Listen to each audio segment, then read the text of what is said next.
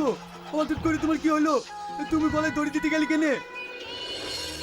সব হচ্ছে তোমার এই মায়ের জন্য। তোমার ওই সবসময় আমার পেছনে লেগে থাকে। আমি আর বেঁচে দেখতে চাইনি। তুমি কি বলছো? আমার মা কি করলো? তোমার মাকে গিয়ে জিজ্ঞেস করো। মা, তুমি কি এমন করেছো যে আমার বউ গলায় দড়ি দিছে? আমি আর কি বলতে যাবো? তোর বউ কার সাথে তুমি সবসময় ফোনে কথা বলে? আমি শুধু বলতে গেছি, বৌমা তুমি কার সাথে এত ফোনে কথা বলো? এই কথাটা বলাই আমার সবথেকে বড় অপরাধ। আমার খালাতো ভাই ফোন করলে আমি ফোনটা ধরবো না। তোমার কোন খালাতো ভাই ফোন করে সে তো আমি খুব ভালো করেই জানি। দেখেছো, তুমি দেখেছো তোমার সামনে আমার দুর্নাম করছে। মা, তুমি আমার সামনে আমার বই দুর্নাম করছো। এই কুত্তা, সবসময় বইয়ের আঁচল ধরে থাকিস নি। বউকে একটু শাসন করিস, নাহলে দেখবি কত অন্য ছেলের হাত ধরে পালাবে। ও গো, তুমি আমাকে রেখে অন্য ছেলে হাত ধরে চলে যাবা?